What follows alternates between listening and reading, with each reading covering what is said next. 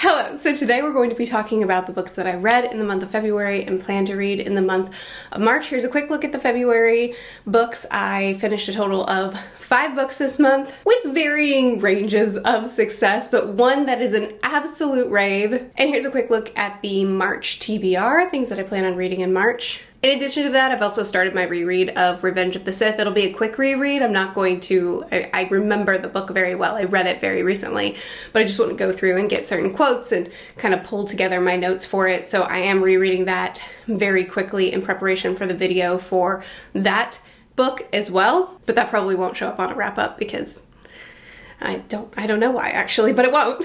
I don't have a good reason for you just now. But anyway. The books that I read in February. We'll start with The Buried Giant. It's the last book that I finished this month, but it will be the first book that I talk about in this video. Again, for really no good reason. I've already read this with Joanna and David. This is, I think, my 4th Ishiguro book. Claire and the Sun is still my top. I don't know that it will ever be dethroned. When I first finished it, it was my first Ishiguro. When I first finished it, I said, I think there's one out there that will even top this, because it was just I so believed in Ishiguro after that book, and I still do. I still am enjoying reading through his books, but nothing has matched it.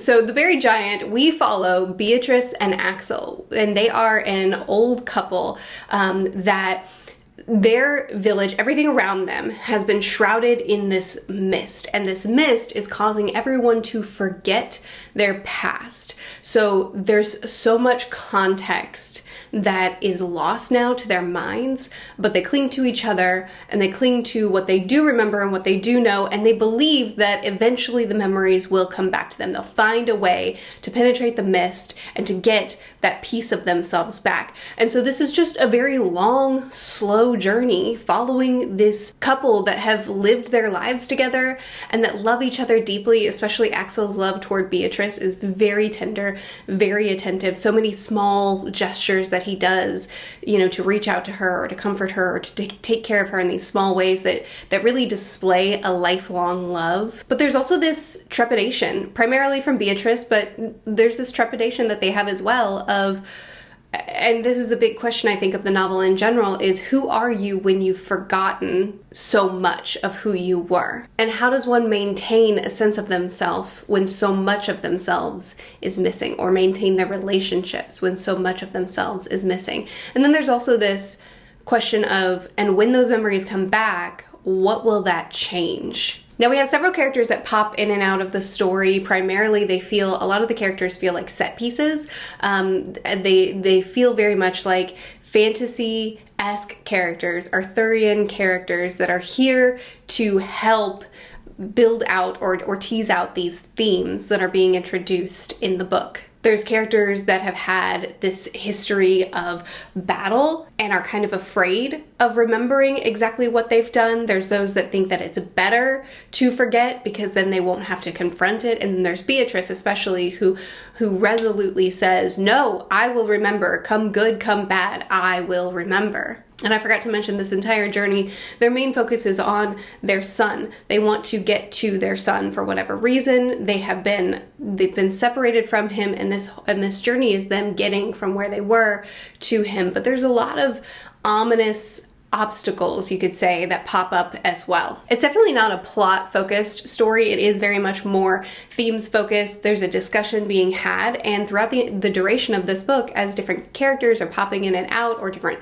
symbols or motifs are being repeated, I was engaging with it in the sense of, what does this represent? What is Ishiguro trying to say? So it's not like an entertainment book. It is more of a conversation book, which I expect from Ishiguro anyway, but I think that this is more so that way than any of his other books that I've read. I've read 4 before this. This is my 5th book of his. Every single time, I think Ishiguro is an author better read with friends because he stirs up so much conversation. So I had a good time because I really enjoyed discussing this with Joanna and David. This is definitely not my favorite Ishiguro. I think that especially, I don't mind that the other characters were not really, that they didn't feel like really fleshed out characters, but especially Axel and Beatrice, I would have loved to have gotten more depth from them, and that would have amplified the story a lot. And I think there are ways to make the story feel a little bit more cohesive and less like exclusively a conversation piece. But at the same time, despite all those things, I think Ishiguro's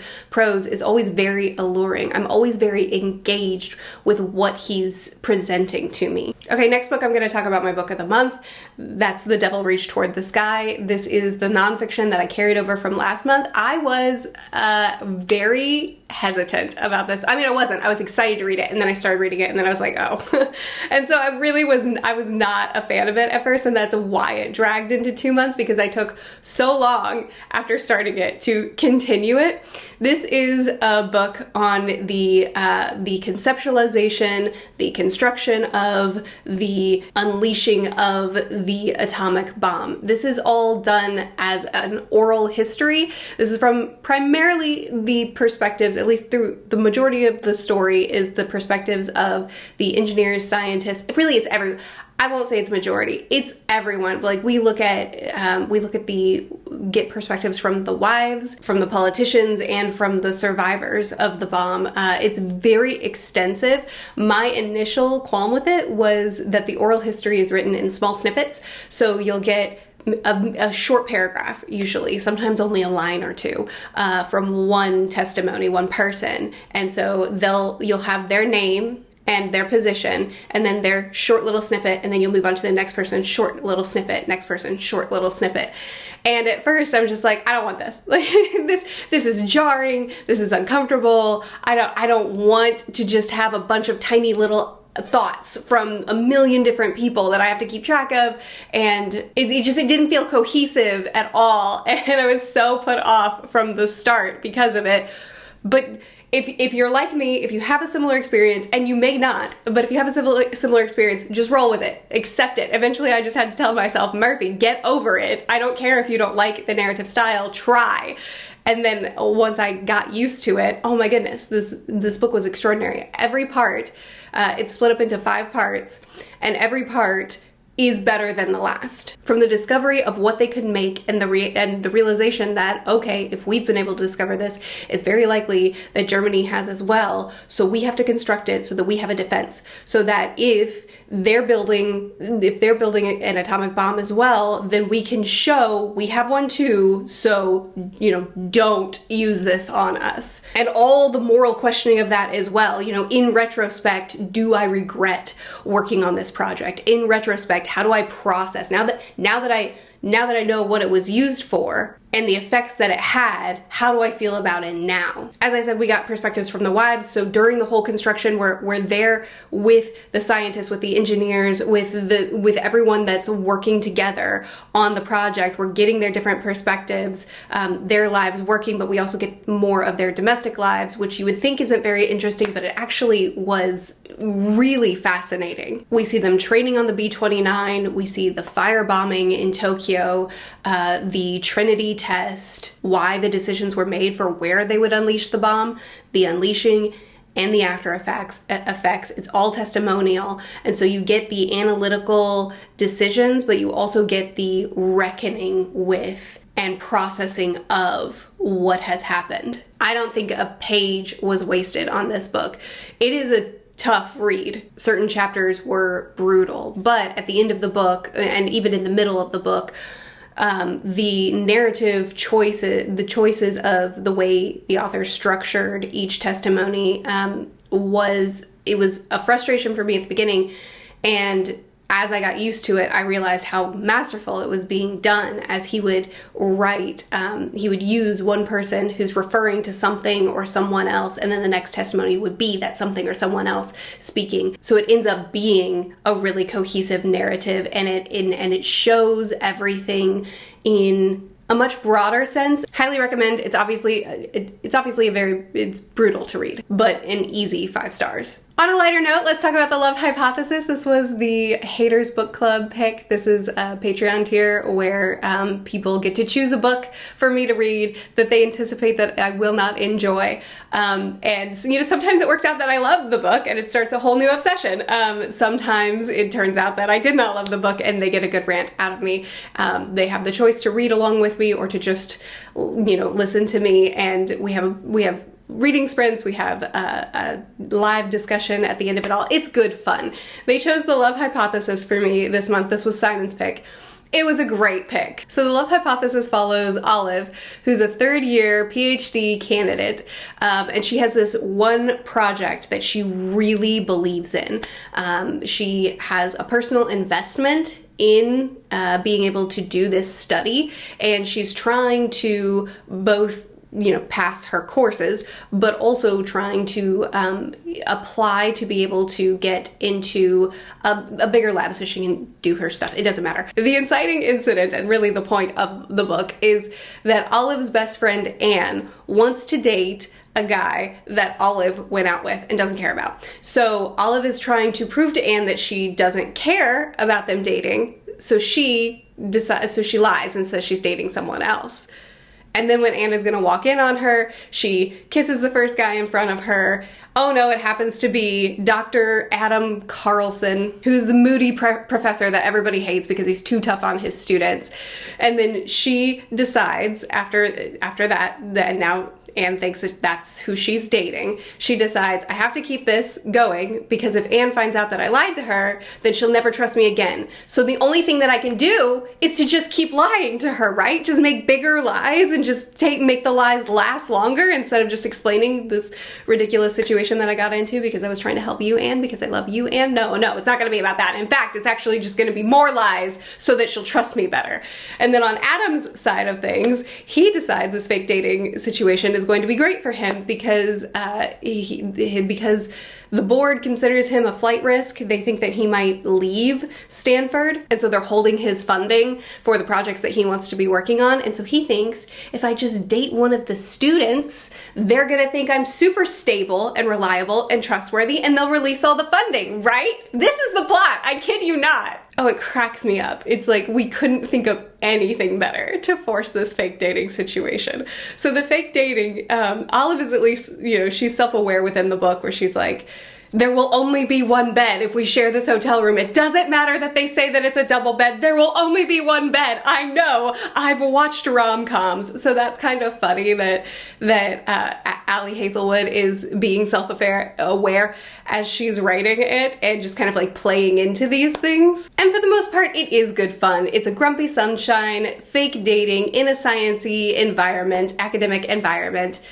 Olive is a dummy though. I mean, she's smart, but she's a dummy. Like, can't catch a clue. The most obvious thing in the world could be happening and she's just like, he probably didn't mean it. It probably is anything but what's obvious. She's constantly talking herself out of everything. She's constantly putting her foot in her mouth, not in like organic, natural ways, but in like, you really had to sprint toward that, didn't you? And the dialogue is so unnatural sometimes. Oh my goodness, some of the dialogue in this book is so ridiculous. Also, the plot of this book is so ridiculous. Not just the inciting incident, but like every scenario they get themselves into, you can feel the author's hand shoving them in that direction. But the obligatory miscommunication wasn't really that bad, or at least it wasn't so over the top that it ruined the entire book, which I find happens a lot for me.